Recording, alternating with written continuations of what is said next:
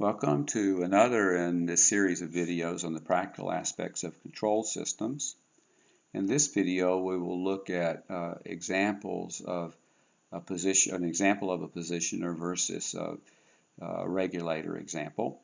This particular video, follows on the explanation between these two types of system that can be found in a previous video.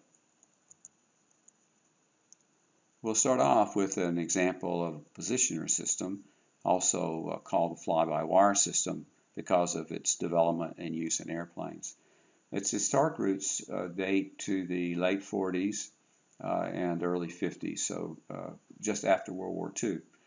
Prior to that point, the airplanes had been propeller-driven airplanes, and their size continued to get bigger and bigger and bigger as jets came to be employed.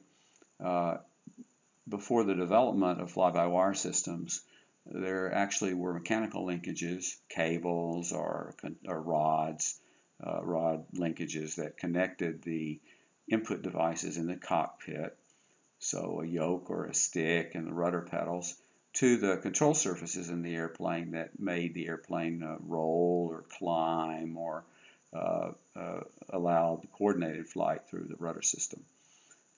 As the planes got bigger and bigger and bigger, it got harder and harder for humans exerting just human power to deflect these control surfaces into the airstream. So the idea was then to magnify that force, and hydraulic actuators were chosen as the devices for performing that magnification. So the sequence of events that would occur to operate such a control loop is the pilot, as before, is flying the airplane, and he or she pulls back on the yoke, as an example, or the stick, if the airplane's equipped with a stick. This is sensed, so the movement of the yoke, the degree to which it's been pulled out or the degree to which the stick has been pulled back, is sensed by some type of position sensing device, and then an electrical signal is sent through the length of the airplane back to the back of the airplane where the elevators are. The elevators are these control surfaces right here. And then the elevators are deflected upward into the airstream by hydraulic actuators. And that makes since the elevators went up, the tail of the plane will be deflected downward. That changes the plane's angle of attack and it climbs. This is a picture of how this system is configured. The input motion is as it was before, but now there's no direct connection between the input device and the actuator. There's no mechanical connection anymore. So the motion of the yoke or the stick is sensed by a potentiometer or an encoder. Those are two position sensing devices, and that produces a desired elevator angle that then goes into the control loop. So what's important here is that the direct connection between the input device and the actuator has been cut and replaced with this loop. So, as was stated before, with this, the input device cut physically from the output device, the input device simply becomes a wish input device for the pilot. Without the control hardware, it would do nothing. This type of loop has seen other applications in related fields, specifically in automotive engineering, where brake-by-wire systems have been developed, where the direct connection between the direct mechanical, or actually in most cases it's hydraulic connection between the brake pedal and the application of brake pads to disc or brake shoes to a drum, has been cut. So the driver of the car pushes on the brake pedal, and that is then sensed, and it becomes a desired force for the application of these devices to cause the braking to occur.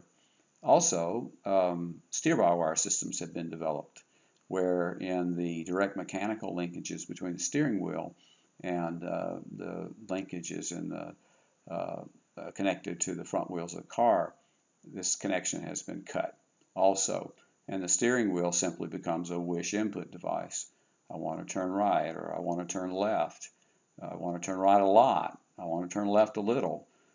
So those types of wishes are now expressed by the person driving the car, which has no direct connection between the steering wheel and the movement of the front wheels, either to the left or the right. This concept has become so widespread and generic in automotive engineering and used in so many applications that now the concept of X-by-wire has become a known concept in the automotive industry. X being whatever you want it to be. So this is sort of an admission to the fact that you can make this type of loop, this type of positioning loop work in all sorts of applications in the automotive industry. Now let's look at the other type of control system, a regulator system, and a good example of a regulator system is a cruise control system in an automobile. These systems have become so ubiquitous in automobiles that it's really hard nowadays to imagine automobiles without them. Cruise control system, as was stated, is a regulator system. So the driver, the way the system operates, the driver is operating the vehicle at some desired speed and then engages a switch to express the fact that the current speed of the automobile is the desired speed. So the speed is sensed, and then the value of the velocity of the speed is saved in an onboard computer in the vehicle. So, for instance, if the speed drops, then that's sensed, and the controller sends an actuation signal to the fuel system telling it to apply fuel to the engine at a greater rate, and the car speeds back up to match the desired speed. So how will the speed of the car vary if the operating environment of the automobile changes and the automobile encounters an incline?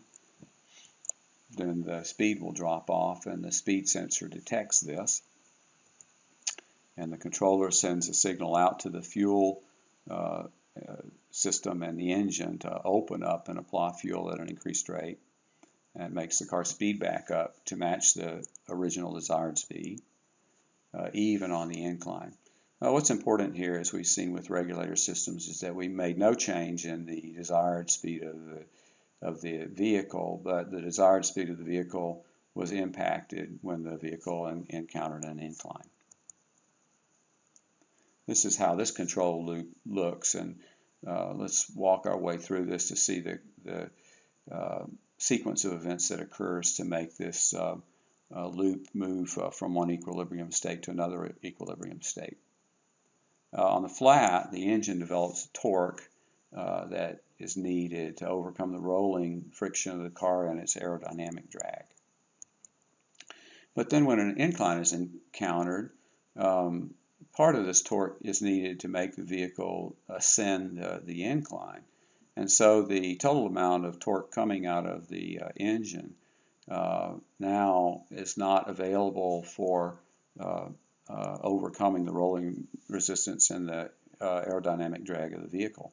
So the net torque to overcome these two phenomena drops by a certain amount. Therefore, in this case, when we encounter an incline, the disturbance is viewed as a negative disturbance because it deducts from the torque available from the engine, and the torque going into the vehicle is no longer fully available for overcoming the rolling resistance and the friction and the aerodynamic friction. So the vehicle slows down. That's sensed. A speed error develops, and so the controller then sees this error and responds by sending an actuation, the command signal, to the actuator, in this case the fuel system and the engine, to increase more fuel to the engine and produce more torque, which will then make the car speed up. Again, these concepts are contained in a book that I've written that covers the control systems from a very practical standpoint. This book is available for $25 plus shipping and handling. To order a book, please send me an email at fowen@polyxengineering.com. Once again, thank you for your attention, and I hope to see you in a following video.